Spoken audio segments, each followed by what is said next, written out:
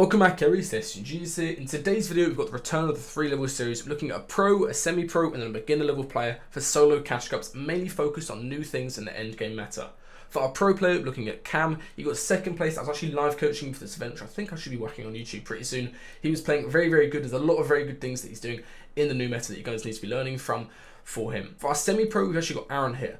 Aaron, this is his first time ever making earnings in an official event. He's a very, very talented player. And there's obviously some mistakes that he's making that are preventing him from placing higher up on the leaderboard and also just being more consistent in terms of making earnings as well. For our beginner level player here, we're looking at Reisshub. Reisshub got top 9,194 for the most recent solo cash cup. There's quite a lot of endgame mistakes that he's making that are actually very common, and I'm sure a lot of you guys who are watching this video are making as well. As always, I hope you guys enjoy. Make sure to go check out these guys' YouTube channel below, and make sure to leave a like on the video as well. One thing that Cam tried to do in every single game of opens, and then also in these kind of stacked end games where you got second place in the finals, is trying to get a kill before Surge appears in second zone. That means fighting someone off spawn, or actually doing this cannon strat here. He did a couple times in opens as well as this is in the finals, where you just cannon, mark someone's box, and then cannon straight into them. It is insanely good, and you'll get a lot of kills doing it. So you can see here, go straight into them, has to chase him around for a little bit, but he gets a very nice refresh, and also gets a pad from this as well. Whenever you do something like this, it basically just means that you can run SMG shotgun. You don't have to worry about Surge too much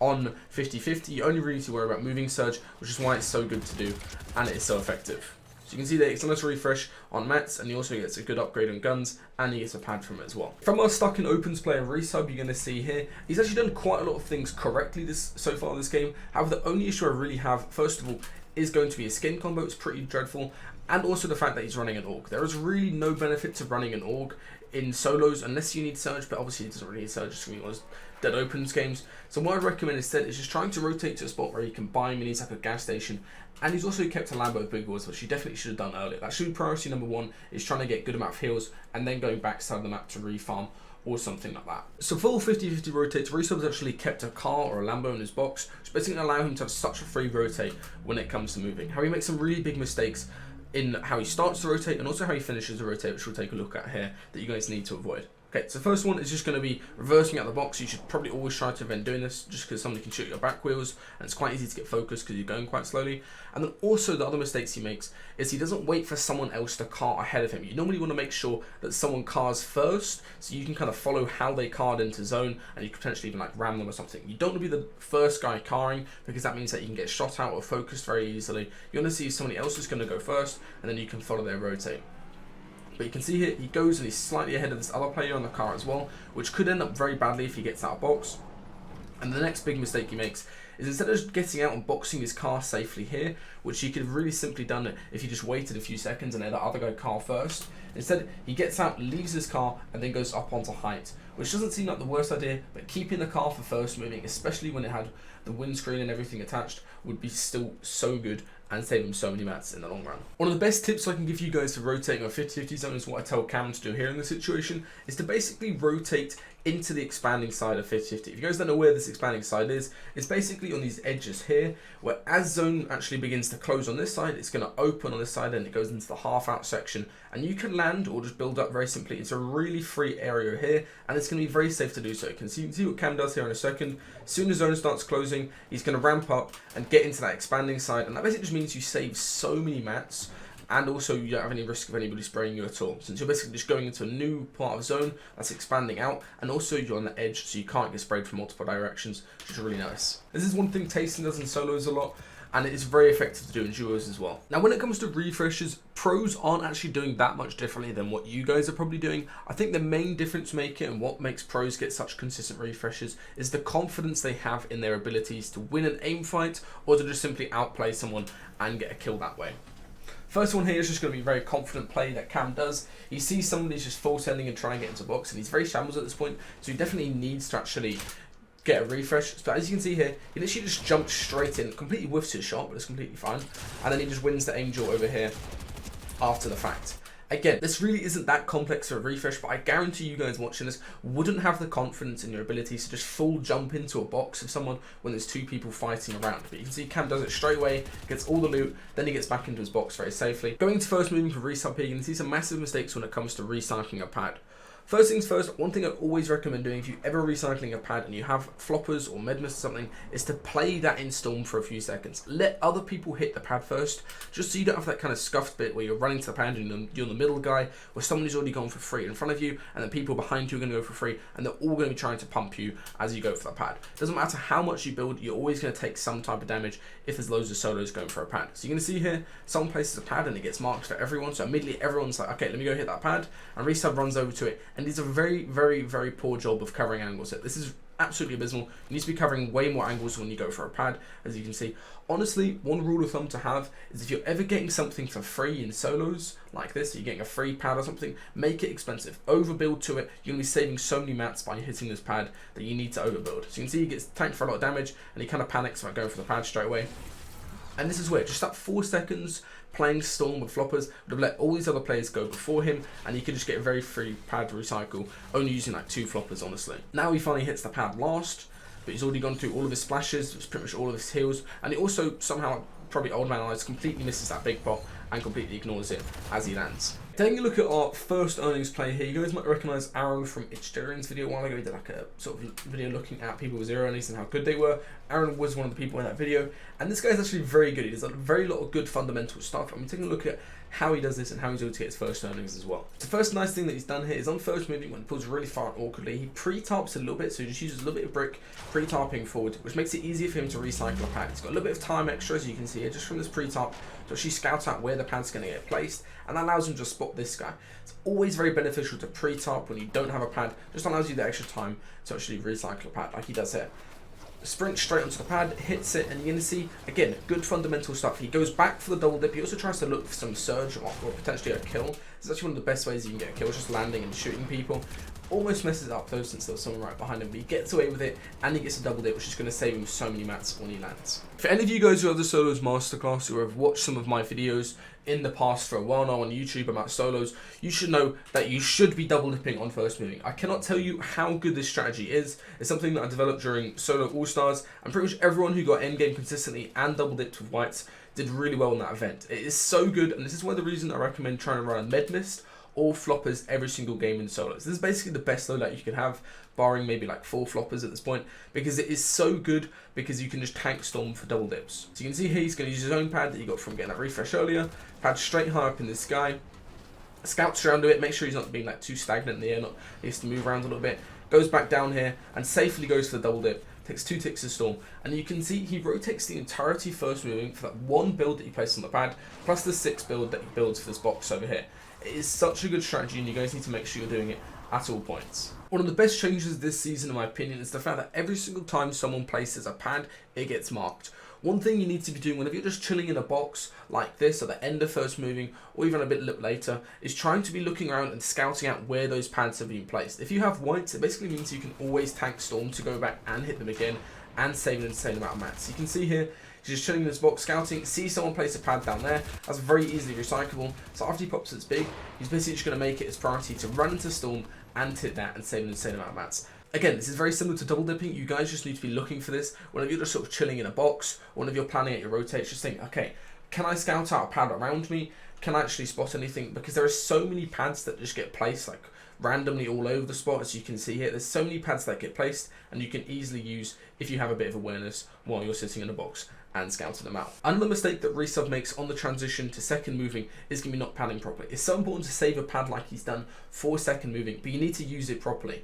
If zone pulls further than it did, rather than kind of playing back awkwardly, it's a lot easier to do this, but you need to always be aware of height and the potential threats to you as you pad. As you can see here, Reisshub's trying to figure out where he's going to pad from. He pads out the side, which is 100% the correct call, but as you can see, he goes straight up in the air. He probably could have just done a low pad to get towards the front side here, and then look for refreshments. He definitely needs one. However, instead he pads straight up in the air, and he's got zero awareness of high ground, and he goes through the middle of zone. 100% the best call here is to float underneath height if he was to do a high pad. Make sure he takes 0 damage, and then also make sure he lands a lot earlier. Landing early and staying out of the air is always the best call to do, rather than just floating around awkwardly in the middle of the zone like he does here, since he takes even more damage. And then as you can see, that damage leads to him just dying here in a second as he looks for an all kill from someone across from backside. Again, not really the best edit you could have done. Definitely never over peak like this, because either way you're going to take damage from an unexpected angle, since the angle is so wide, or you're going to get somebody who just runs underneath you and gets a free pump shot from below. This is actually a really good time to be looking for a refresh. You can see how Aaron actually was able to get one here. Zone swaps and pulls towards him, how he doesn't immediately start rotating. He wants to use the tactical sprint ability to actually save most of his mats and not full tarp it like a lot of other players are doing. So he stays in this box and he's just going to look very patiently for a kill. And he gets a really nice kill here. A very nice edit. Gets the immediate kill on this guy. Gets the siphon mats and everything as well. So now he's pretty set up to do well this endgame. All he needs to do is just make sure he conserves as many mats as possible by, again, just abusing tactical sprint. And you can see how he does it here very nicely. Lets the Storm almost catch up with him. He's not full back in Storm though. And then tactical sprints and he gets up layers. This is the key thing. You want to try to win a high layer because it means that you've got a lot less people around you, a lot less people that can shoot in the back or shoot from the front. The only real thing you have to worry about is the people on your layer and high ground, of course, which can be me. But you can see here, he tactical sprints, mantles around and saves so many mats. And he also makes sure to box up several times as he does his rotate. So he boxes up once. He's going to let his sprint recharge for a second here. Start scouting out, or he can go for something, and then again, still a high layer, so there's not that many people around him, and he's going to attack sprint, staying on this high layer, which is very important. Sprints forward, stays on the high layer, gets the whole way up, gets one layer up, swaps to hard mats, gets in the ender zone. Very, very nice rotates by him here. Pretty much perfect stuff so far. The next biggest thing that pros are doing in solos that you guys are not is abusing tactical sprint. Tactical sprint is the best thing out of this season for rotating. It is unbelievably good. It's like having a pepper pop to all points. However, you can choose when you want to use it and you can choose how you want to use it as well. As a general rule of thumb, to be good with tactical sprinting and not get caught out in bad situations, always use it when there's open space ahead of you, so you know you're like on dead side of the zone, or you know you're in low ground like this, so there's no one really around you, so you can just sprint for free. Or alternatively, use it when you're a little bit back on zone, but you're not fully back, and there's a lot of opportunity in terms of following other people's paths, which we'll look at here in a second. But first of all, the first example is just tactical sprinting when you know there's a low ground in front of you, it's sort of dead side of the zone, there's no one around you, which is what Cam just did there. Next example of tactical sprint is what you're going to be doing most of the time, which is going to be situations like this, where there's people that have already sort of built a path in front of you. What you're going to do is just try to clear out a path either using an SMG or just scouting out whether you can go wide in the storm or you can go up and over the builds by placing some ramps, and then you want a tactical sprint forward through that space. You have to be very careful at not getting boxed here. But if you do tactical sprint properly, it will work most of the time. And the one key thing with tactical sprinting is never do it completely on the backside of the zone where you're likely to get held. As you can see here, the Storm isn't even in Cam's box at this point. He's going like a whole box early, and he basically can tactical sprint this whole distance right around here, get completely forward, and then also get out to a good layer at the end of it. Again here, another example of Cam getting a refresh just by having good confidence. And this doesn't really even come from playing on controller. You can see keyboard players do this the entire time. But you're going to see here, he starts rotating, and he actually gets a really big beam on somebody. And at this point, he just realizes, okay, this is probably the best opportunity I'm going to get for getting a refresh. So I may as well try to capitalize on it, as you can see here. Edits down, it lags, but you can see it gets an insane amount of damage on that one player, and at this point he definitely needs to refresh, and even if this refresh doesn't go through successfully, it's completely fine because he's got enough whites where he can kind of get out of the bad situation on backstorm since he's got a lot of heals at this point. But he definitely does need his refresh. So he tries approaching from one angle, then he goes ahead and swaps up from the other angle and then just commit straight in. This other player would never expect someone to be, I don't know, quote, dumb enough to actually do this. However, it is a very good play just based on that amount of damage you got earlier. So you get straight in, gets the refresh, and then get straight out of the box immediately after. One of the biggest misconceptions that people have about refreshes is thinking that you need to jump in someone's box and full fight them to actually get a refresh. A lot of the times when it comes to refreshes, you should just be capitalizing on things that go on around you. So right here, you're going to see Aaron actually does this perfectly. He spots two people fighting on his wall basically after he does this rotate in. And he immediately just capitalizes on it. He starts wall replacing and he spots the other two. And then at this point, you don't actually need to kill the player. You just need to claim the loot. Whenever you think about somebody jumping into a box and fighting, they're going to be low HP and they're going to be probably running back into storm or something, try surviving for a second. So if you capitalize on it like he does here, replaces the wall, then he actually does the ramp flip from underneath, which is very smart. And he gets a good refresh from this. One mistake he does make, I think, in my opinion, is not dropping his shield cakes at this point for floppers, which could allow for a lot more plays to go on later, and also not swapping out his loadout a little bit. You could upgrade to a blue pump potentially, not the biggest deal, but the SMG 100%, you should have tried to pick that up. It's going to be a big priority running at that in endgame. You can see it doesn't really go for it at all. He just prioritizes doing his clean rotates forward, using the mantle ability, and this is really, really, really good top tier stuff from him, which has basically got guaranteed earnings, is looking for height tier. Height in solos, especially on third moving where it's pulling far and far and far, it's going to be shambles. If you get a refresh consistently, like he's got 2 refreshes basically so far, height is going to be very free if you look at it properly, like he's going to do here. So you can see he rotates one more time forward, starts scouting at height, realizes one person has dropped off from height above him, keeps on scouting it, and he realizes, okay, it's a solo on height, obviously, and there's no one else fighting for it, and this guy is not stacked. The way that he's tarping on height, he's very easily able to take it at height, as you can see. He's very low on mats just based on how he's playing, and he realizes this straight away and capitalizes on it, which is really good to see. You can see there's a nice piece, hits the right and peak, and instead of actually fighting this and taking an angel, which normally you would try to do and actually try to get some damage on the guy, he realizes, okay, I've got more mats than this guy, I've just got a few refreshes. Instead, I'm just going to go very safely up, connect onto height, and now he's established on high ground. He does sort of make some mistakes of actually how he's holding height. The second he drops down too quickly, he didn't really need to do that. But he does a very good job of actually making sure he pressures the other people of second height down, as you can see there. And he also makes sure to not actually overcommit onto spraying one person and instead focus on establishing height and staying up as long as possible. Like refarming trees, letting people below him fight, and also just spraying them down a couple of times. One big mistake that Aaron makes in this end game, basically one of his first mistakes he's done so far, is just trying to pressure this other player down. He doesn't connect him. Whenever you're reloading like this, the other player is going to hear that audio cue most of the time, especially when the end game's getting kind of dead like it is now. You need to connect and make sure that you can't just get sprayed out simply like this, and you're always going to lose that damage trade versus an SMG. Takes a big amount of damage here, and he immediately just drops off height and boxes up, which is the correct call, and heals up for a second here. Now at this point, Aaron actually does a really good job of surviving and not forcing himself into taking a fight. Instead, he just heals up for a second, uses his whites in Storm, which is the correct thing to do, and he forces other people to go for refreshes first, since he's got that white ability in Storm, just tanking Storm for a while. He forces the other people to go for a refresh, so now when he jumps in to go for his fight on TK, who would pretty much win this fight 100 times out of 100, as you can see here, because TK is low HP from tanking Storm and getting hit, he gets in the surprise angle from behind, gets a pump shot off, and wins that fight as well. This next mistake here is a very, very common one that people do, even like top tier 1 pros. I've seen Reason and like Video do this the whole time I'm working with them, is basically just overcommitting when they're sort of like popping off. So he's just got a kill and he's just going to go up here and make a very bad mistake, which is to take this angel at this point here. As soon as you get a refresh, especially in solos, just think about stabilizing. Instead of trying to continue on and just keep on going for pop-offs and going for kills and stuff, just stabilize, let other people around you die, let them fight, and then go for safe angles. Instead, as you can see here, when he's got a good amount of builds, he's got 20 builds, he takes this angel and he's immediately just going to die. And if he was to stay alive for just one more second there and just box up, as you can see, Larson has got 0 mats, he would have died to height, and then Aaron could have claimed all of that Cypher mats, he would have been on 35 builds, and he could have easily won this 1v1.